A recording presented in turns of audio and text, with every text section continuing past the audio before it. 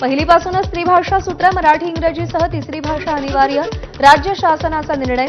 विद्यार्थ्यांनी हिंदी या तृतीय भाषेऐवजी इतर भारतीय भाषांपैकी एक भाषा त्यांना शिकण्याची संधी।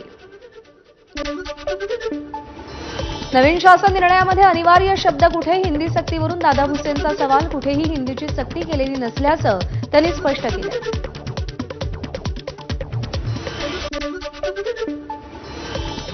इच्छुक विद्यार्थ्यांसाठी पहिली ते 5वी पर्यंत हिंदी भाषा तसंच इतर भाषा शिकवण्याचा निर्णय।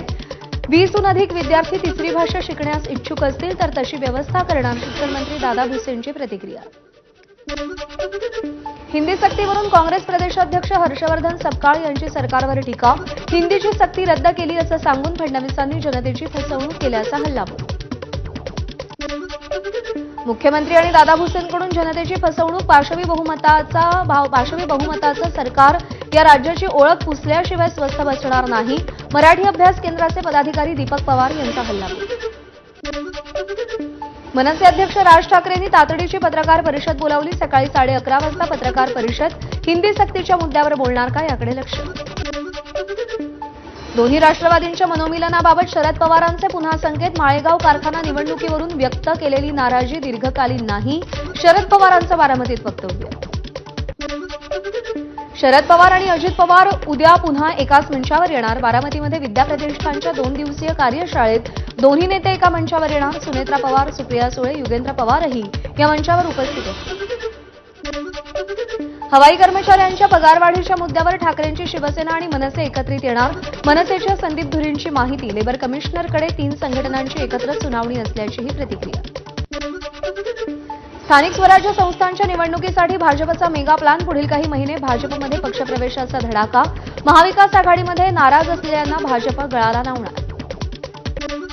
मुंबईमध्ये आज मनसे आणि ठाकरेंच्या सेनेचं आंदोलन। इंडिगो अंतर्गत येणाऱ्या अजाईल कंपनी विरोधात आंदोलन करणार। पगारवाढीचा करार कामगारांना मान्य नसल्यानं कंपनीनं करार रद्द केला होता। आज मनसेची मुंबई पक्ष कार्यालयात बैठक। मुंबई शहराध्यक्ष, उपशहराध्यक्ष तसंच मनसेचे नेते बैठकीसाठी उपस्थित असतील। आगामी मुंबई महानगरपालिका निवडणुकांच्या पार्श्वभूमीवर बैठकीचं आयोजन। ठाकरेंच्या शिवसेनेच्या मुंबईतील माजी नगरसेवकांची आज बैठक। उद्धव ठाकरेंच्या अध्यक्षतेखाली मातोश्रीवर बैठकीचं आयोजन। आगामी मुंबई महापालिका निवडणुकीच्या पार्श्वभूमीवर या बैठकीला महत्त्व आहे। खासदार संजय राऊतांचं मुख्यमंत्र्यांना पत्र। धुळे विश्रामगृहामध्ये सापडलेल्या 1,85,00,000 रकमेबाबत पत्र। तपासात दिरंगाई होत असल्याचा राऊतांचा पत्राद्वारे आरोप। अल्पवयीन विद्यार्थ्याची शॉक देऊन हत्या। कोल्हापूरच्या हातकणंगले तालुक्यातील आळते गावातला प्रकार। धार्मिक शिक्षण देणाऱ्या संस्थेतच प्रकार घडल्यानं सवाल उपस्थित। बीडमध्ये कानडी घाट परिसरात शेतातील तृण काढण्याच्या कारणावरून 2 गटांमध्ये वाद। एका महिलेला लाथाबुक्क्यांनी मारहाण। या प्रकरणी गुन्हा दाखल। ठेवीदार सुरेश आत्माराम जाधव यांची बँकेच्या गेटला गळफास घेऊन आत्महत्या। छत्रपती मल्टीस्टेट बँकेमध्ये 11 लाख आणि ज्ञानराधा मल्टीस्टेटमध्ये 5 लाख रुपये अडकलेली रक्कम परत न मिळाल्यानं आत्महत्या केली। मुलीच्या लग्नासाठी पैशांची आवश्यकता होती। बीडमध्ये एका वाढदिवसानिमित्त झळकलेल्या बॅनरवर वाल्मिक कराडचा फोटो। अजित पवारांच्या राष्ट्रवादीचे सरचिटणीस बाबासाहेब घुगे यांच्या वाढदिवसानिमित्त हे बॅनर झळकले। मुंबईतील मिठी नदी घोटाळा प्रकरणी अभिनेता डिनो मोरियाला ईडीचं दुसरं समन्स। याआधी ईडीकडून डिनो मोरियाची 4.5 तास चौकशी झाली आहे। आषाढी एकादशीसाठी संत तुकाराम महाराजांच्या पालखीचं आज देहूतून प्रस्थान। हजारोंच्या संख्येनं वारकरी देहूत दाखल होण्यास सुरुवात। दुपारनंतर पालखीचं प्रस्थान होणार। संत तुकारामांच्या पालखीचं आज प्रस्थान। तुकोबांचं मंदिर रंगीबेरंगी फुलांनी सजवलं। 340 वर्षात पहिल्यांदाच मंदिराचा कळस सजवला। दुपारी 2च्या सुमारास पालखी प्रस्थान सोहळा।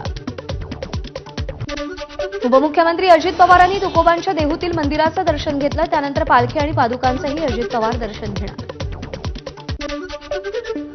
अजित पवारांकडून संत तुकाराम महाराजांच्या डोंगरावरील मंदिराची पाहणी। देहूजवळील भंडार डोंगरावर संत तुकाराम महाराजांचं भव्य मंदिर उभारणार। संत तुकाराम महाराजांचं भंडारा डोंगर हे एक महत्त्वाचं ठिकाण होतं। तुकाराम महाराजांच्या पालखी प्रस्थानावेळी मुख्यमंत्री देवेंद्र फडणवीस आणि केंद्रीय मंत्री मुरलीधर मोहोळ उपस्थित राहणार। देहूमध्ये तुकोबांच्या पादुकांचं दर्शन घेणार। इंद्रायणी काठी हजारो वारकऱ्यांची गर्दी, कोणताही अनुचित प्रकार घडू नये यासाठी वारकऱ्यांच्या सुरक्षेच्या दृष्टीनं एसडीआरएफ पथकही तैनात. संत नामदेव महाराजांच्या पालखीचा हिंगोलीत रिंगण सोहळा, डोळ्याचं पारणं फेडणाऱ्या रिंगण सोहळ्याचं ड्रोनच्या माध्यमातून टिपलेलं खास दृश्य माझाच्या प्रेक्षकांसाठी. संत एकनाथ महाराजांच्या पालखीचं चांदीच्या रथातून पंढरपूरकडे प्रस्थान होणार, यासाठी लोकवर्गणीतून 120 किलोचा चांदीचा रथ तयार करण्यात आलाय. पैठणमधून संत एकनाथ महाराज यांची पालखी पंढरीसाठी प्रस्थान करणार, चांदीच्या रथातून संत एकनाथ महाराजांची पालखी निघाली आहे.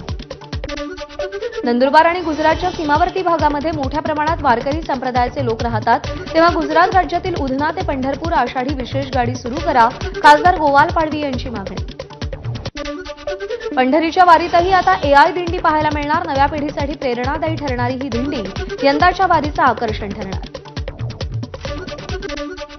पुण्यामध्ये भाजप कामगार आघाडी अध्यक्ष ओंकार कदम विरुद्ध शिवाजीनगर पोलीस ठाण्यात गुन्हा दाखल, महापालिकेच्या आरोग्य विभागातील महिला अधिकाऱ्यानं फिर्याद दिली. केदारनाथमधील हेलिकॉप्टर दुर्घटना, यवतमाळच्या जयस्वाल कुटुंबातील तिघांचं पार्थिव वणीत दाखल, थोड्याच वेळात पार्थिवावर अंत्यसंस्कार होणार.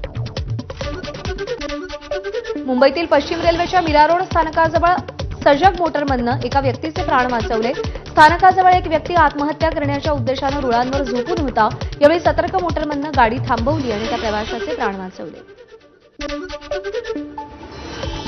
छत्रपती संभाजीनगर दरोडा प्रकरणी नवी माहिती समोर, आरोपी बाळासाहेब इंगोलेला जादूटोणा करून लड्डांच्या घरातील पैशांचं पोतं गायब करायचं होतं, मात्र ही बातमी आजबे नावाच्या आरोपीला समजताच त्यानं घरावर दरोडा टाकला, तपास अधिकाऱ्यांची माहिती.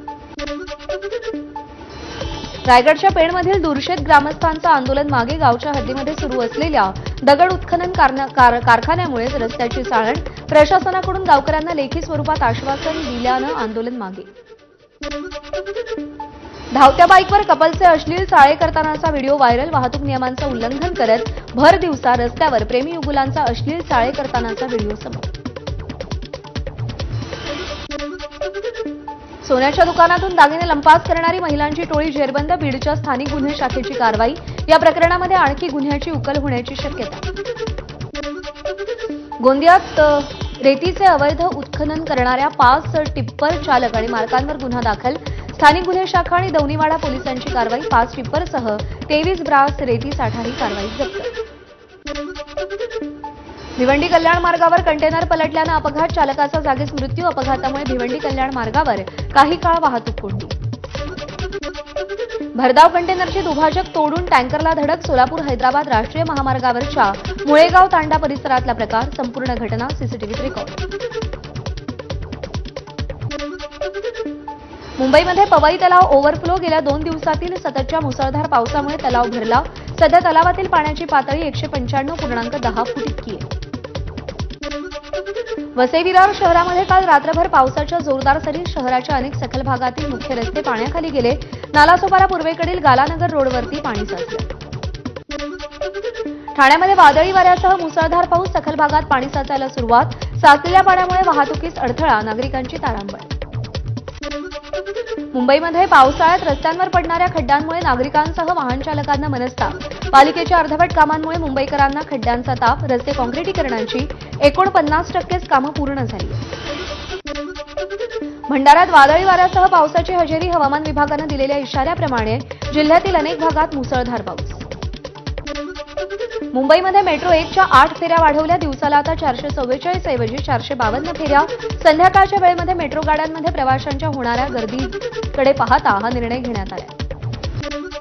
नागपूरमध्ये रस्त्याच्या कामामध्ये कुचराई करणाऱ्या 3 कंत्राटदारांना 1 कोटीचा दंड, विविध कामांसाठी खोदलेला खड्डा 31 मे पर्यंत न बुजवल्यानं नागपूर महानगरपालिकेची कारवाई. धारावी पुनर्विकास प्रकल्पासाठी लागणाऱ्या जमिनींच्या भाडेपट्टा करारावरील मुद्रांक शुल्कामध्ये सवलत, राज्य मंत्रिमंडळाच्या बैठकीमध्ये मोठा निर्णय. राज्यातील स्वस्त धान्य दुकानदारांचं कमिशन मागच्या 8 महिन्यांपासून थकीत, याबाबत केंद्र सरकारकडे प्रस्ताव पाठवला जाईल, स्वस्त धान्य दुकानदार संघाला महसूल मंत्री चंद्रशेखर बावनकुळेंचं आश्वासन.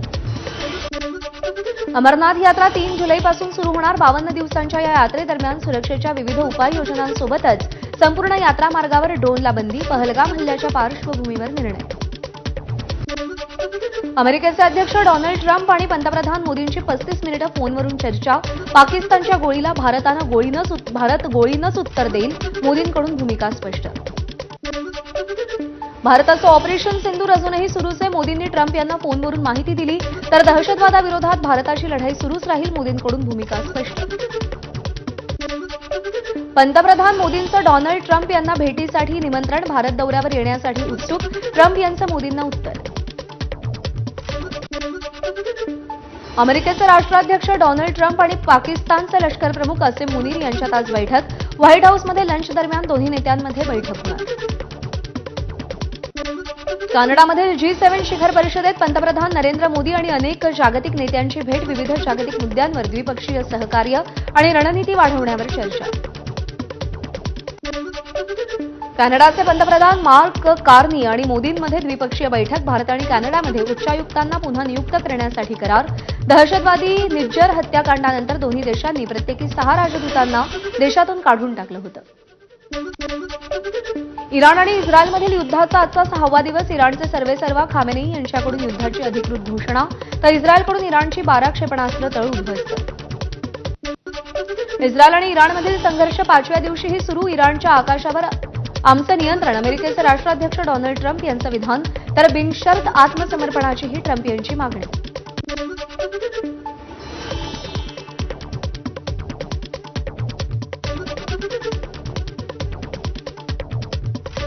ओमानमध्ये एका तेल टँकरला आग लागलेली आहे. सुदैवानं तेल टँकर रिकामा असल्यामुळे मोठा अनर्थ टळला. अहमदाबाद विमान दुर्घटनेतील 184 मृतदेहांचे डीएनए जुळले. तर आतापर्यंत 124 मृतदेह त्यांच्या कुटुंबियांकडे सुपूर्द. चीनच्या अनहुई प्रांतामध्ये पावसाचा हाहाकार. वादळी वाऱ्यासह झालेल्या गारपिटीमुळे अनेक घरांमध्ये उभ्या असलेल्या वाहनांच्या काचा फुटल्या.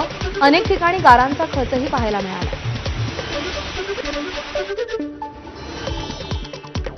रशियाचा युक्रेनची राजधानी किएव्हवर पुन्हा हल्ला.